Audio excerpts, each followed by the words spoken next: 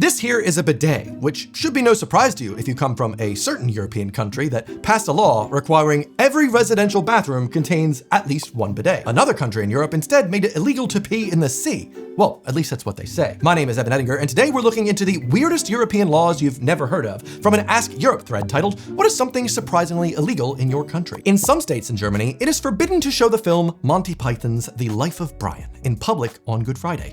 Well, that's very specific, and this might sound obscure, but it's actually completely true. Germany is really serious about their quiet days. There are certain days of the year in Germany designated as Stille Tage, or quiet days, where loud music, dancing, and public showing of certain films is heavily restricted. In some states, this goes even further. From my time living in Munich, for instance, I came to understand that Bavarians in particular treat Sunday as a day they'd like to pretend neighbors don't exist. You can't mow your lawn on a Sunday. Many shops, including grocery stores, are closed on Sunday. You want to vacuum your house?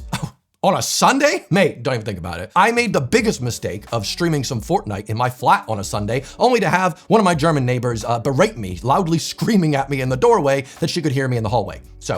So much for my victory royale. Germany, like many countries, has a self-regulatory body that gives ratings to films and such, similar to the USA's system of rated G, rated PG-13, and rated R. But Germany's has even more ratings. The Freiwillige Selbstkontrolle der Filmwirtschaft, or FSK, also give a rating of a film on whether or not it should be acceptable to show the film in public on the most quiet of quiet days. Quiet public holidays like Good Friday or All Saints' Day. These are very serious days, and so the FSK would only want films of serious character to be shown out of respect for the holiday. When it comes to Monty Python's The Life of Brian, well, that's a film that satirizes organized religion, which some Christian groups didn't like too much in Germany, so it was immediately placed on the FSK's list for films you can't show on quiet holidays. If we look at the number of films that the FSK have given this rating to over the years, a very clear picture is shown. It's not really actively used as much these days, where only a handful of films in the last 4 years were given this status, like 2022's Love, Sex, and Pandemic, or 2023's Evil Dead Rise. Ooh. There have been groups in Germany who have attempted to show the life of Brian specifically on Good Friday as a sign of protest, but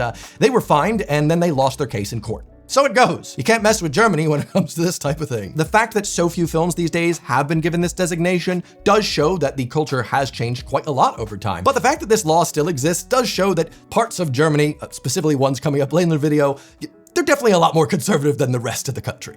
Up until 2 years ago, it was illegal in Sweden to allow people to dance at your establishment unless you had a dance permit. So if you had a bar with no dance permit and people start dancing, you're breaking the law, unless you immediately put a stop to the illegal dance. For decades, nearly all public dancing in bars, clubs, etc. in Sweden required a dance permit under Sweden's Public Order Act 2. While the law goes back to the 30s and 50s, it continued on in modern times and was still being enforced, unlike most silly outdated laws. For instance, in 2015, 2 restaurant owners in Uppsala were fined for letting people dance without a permit. And there was another case of a market in Sweden whose organizer got tried because they were playing dance-friendly disco music, which clearly was encouraging people in the market to dance. The permit system was originally aimed at preventing public disorder and riots. Kind of. I'd say it's more of a form of moral policing, where bar owners without permits might lose their entire liquor licenses and their businesses if patrons started dancing all of a sudden. Thankfully, the law was abolished in 2023, so you can now dance in Sweden to your heart's content. But it is crazy that it took until 2023 for that law to be abolished.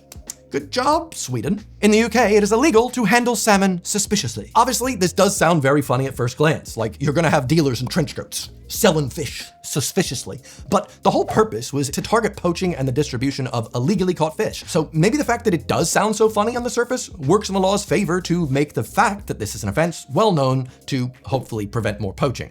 We should hope. I've heard that some foreigners find it weird that it is illegal to carry more than 2 kilograms of mushrooms out of a forest here. The fines range around 200 to 400 euro. There are also rules how the mushrooms should be picked, and that they should always be carried out in breathable baskets, never sealed in plastic bags. But I don't know if that's part of the law or enforced in any kind of way. According to Slovenia's 2011 Decree of Protection of Wild Fungi, individuals may pick up to 2 kilograms of mushrooms per person per day. I think this does make a bit of sense if you think about it though, because 2 kilograms is a lot of mushrooms. And if every single person was picking more than 2 kilograms, well, that means that you might not have any mushrooms the next year.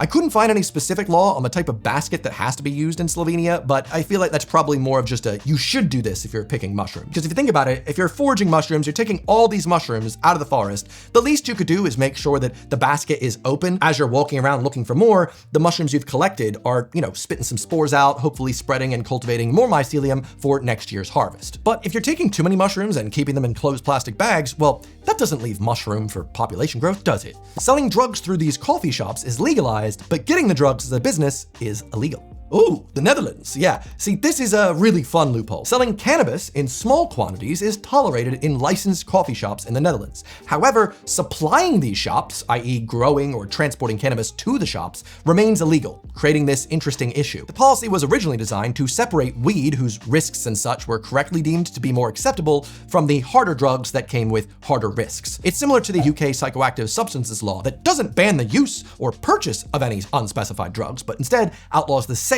and the import. So rather than targeting people that just want to have a good time, they're targeting the people making the money out of the situation. Makes sense. And it's not just the UK. This is also similar to a law in Spain that outlaws the sale of weed, but growing it's okay for personal use. So there exists these membership clubs that accept monetary donations for you to join the club. You get membership, and then you get shared ownership of 2 of the weed plants that you're allowed to have. And if you pay any more money, you can then get, some of the pre-harvested weed. But not a quid pro quo, it's just happenstance, it's just a coincidence. People want to do weed, they're gonna smoke weed. You gotta find ways around it. So it's nice that these people have safer places, regardless of what country you're in. In Germany, it is illegal to run out of gas on the Autobahn. Under the German Straßenverkehrsordnung, it's forbidden to stop on the Autobahn for any avoidable reason, like running out of gas, or for Brits, that's petrol. Fines range from 30 to 70 euro. Considering the Autobahn has no speed limit, it would be incredibly dangerous to have a car stopped for any reason at any point, so this law does make sense. And I guess you're really meant to make sure that you've got enough gas to make it to the next exit on the Autobahn before hopping on it. At one point, a similar thing happened to me, but on the New Jersey Turnpike, but that's mostly because there's this tiny segment of it that you need to hop on and hop off before actually getting on the turnpike, before you even enter a ticket barrier. And well, a car was blocking me, I couldn't get off, so I ended up getting on the turnpike and I had to drive an extra 30 kilometers just to make it to the exit, and I nearly run out of gas. That was very scary. In this country, it doesn't matter what you write in your will/testimony, your closest family always inherits. All right, well, this is mostly true. Denmark has forced heirship laws. That means no matter what you write in your will, a quarter, or 25% of your entire estate, must go to your closest family, i.e. your spouse and children. You are free to do with the remaining 75% of your estate whatever you want. So your family does always get something, but you control the lion's share of it. I'm curious what any Danes in my audience, or rather what actually anyone else thinks about this, because it doesn't actually sound that bad. I kind of think it sounds a bit fair. The American side of me is like, don't tell me what to do with my money. And the British side of me is like, actually, it's a bit fair. Piss in the sea. In my country, Portugal is the only country on the world it's illegal. It's crazy, but true.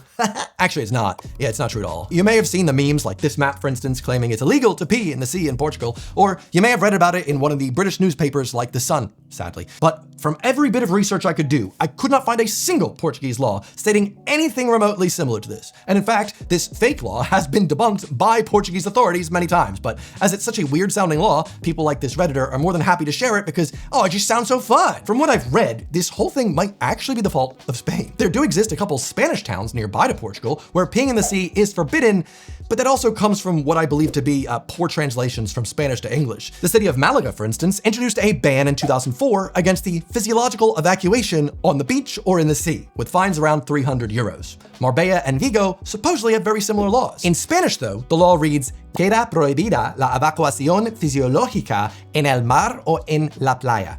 The issue being the preposition en, which can mean both in and on. In the sea versus on the sea. The spirit of the law was actually similar to many public indecency laws across Europe. You can't just whip it out and piss on the beach, even if you are standing super close to the water and pissing into the sea. And similar to many recent laws passed in Europe, this peeing law, well, it seems to be targeting the same type of person, British tourists. So no, authorities are not trying to prevent you from peeing in the sea. They're not gonna go swimming with you to be like, oi, is that water a bit yellow? Or they'd say that in Spanish like, vaya, el agua está más amarilla. No, el agua está más amarillo que antes.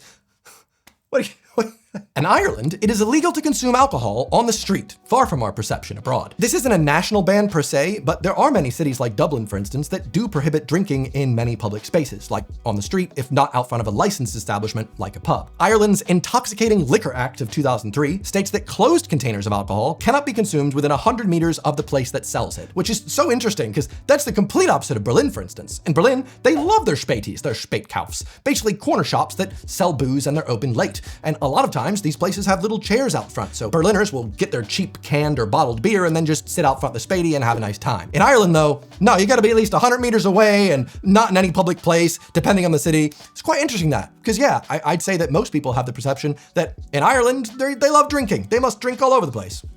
Not necessarily. Oh, FYI, by the way, we are very close to 1 million subscribers, so thank you again for subscribing, helping me get the plaque. But in Ireland, if it is found that any creature of folklore, like fairy folk, are proven to be absolutely real, it is illegal to bring them any harm, and they are under full protection of the law. And if this one sounds really cool and unbelievable, it's because it is. The belief this Redditor has that imaginary creatures have rights protected in Ireland stems from a misunderstanding of EU Habitats Directive 2009, which was meant to protect plants and wildlife in specific parts of the EU.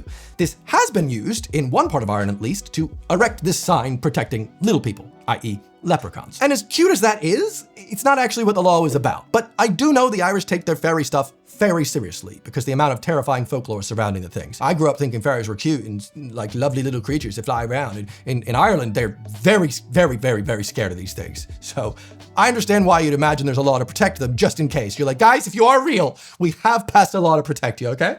We're not gonna hurt you, please don't hurt us back. Thank you. In Italy, you need to have at least one bidet in your home. Yeah, this is true.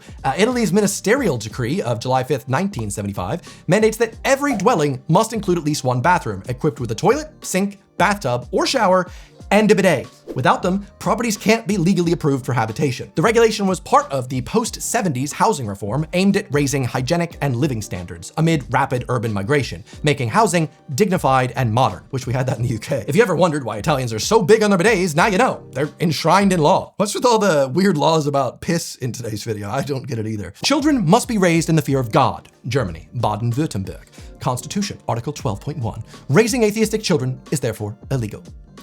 This one's got some truth to it, but no, raising atheistic children in Germany, regardless of the state, is not illegal. Their constitution does include reverence before God in its educational goals, but I don't think that really affects parents too much. Correct me if I'm wrong, Germans, but the German government is somewhat similar to the US in terms of states' rights. So one state can have the laws it wants in its constitution, but it can't override the federal law of Germany, which in this case does in fact offer freedom of religion. Laws like this one and the Quiet Days laws really goes to show the separation between modern states of Germany and the more conservative ones. My time in Munich and my time in Berlin, almost like different countries, to be very honest with you. In Switzerland, you cannot have one single guinea pig or rabbit as a pet. It must be at least a couple. They are called social animals, after all. Yeah, this does make sense, and I looked it up. It's true. Switzerland's animal welfare laws, Animal Protection Ordinance Article 13, mandates that guinea pigs, considered social species, must have adequate social contact with their own kind. A surprising law, but a sensible one. But it makes you wonder, what happens when one of them dies? Like, do the Swiss police come knock on the door after 5 days like, hey, you got a license for that lonely rabbit? Right? You might gotta do that in German. I don't know Swiss German, all right? Es ist nicht erlaubt. But because the fact these animals do not have such a long lifespan, in Switzerland, there also exists a rent a guinea pig scheme, where you can rent a guinea pig for your lonely guinea pig so you don't break the law. Somewhat wholesome capitalism. Speaking of wholesome capitalism, today's video is sponsored by Squarespace. Squarespace, if you didn't know, is your all-in-one website builder. Squarespace makes it incredibly easy to design a professional-looking website with its wide array of easy-to-use templates. I use Squarespace to build my website. Check it out. EvanEdinger.com. Wow, feast your eyes on its glory. I recently updated it with a fresh coat of paint. I made myself a neat little homepage, a place to show my photography off, a web store, and a contact form for any brands or members of parliament that want to reach out to me. Give me a call or email. And with Squarespace, you're never alone, as Squarespace offers webinars and 24/7 customer support to ensure that you get the help that you need. From my experience, they've responded pretty quickly when I was having formatting issues, which turned out to just be a skill issue on my behalf. So egg on my face. Anyway, if you'd like to build a website of your own, sign up at squarespace.com/EvanEdinger or use code EvanEdinger at checkout and you can get 10% off. So thank you very much to Squarespace for sponsoring. Now, let me wrap this up. Hello, welcome to the outro. This was sort of like a cross between my usual Reddit videos and my research videos. Kind of mixed them up here. Hope you enjoyed it. If you want to know about the 10 things that Europeans use daily that Americans don't even know about though, I'll link that video above. That one's pretty good. Either way, thank you so much for watching and I'll see you there. Goodbye. How did I hit myself in the balls again? I need to learn.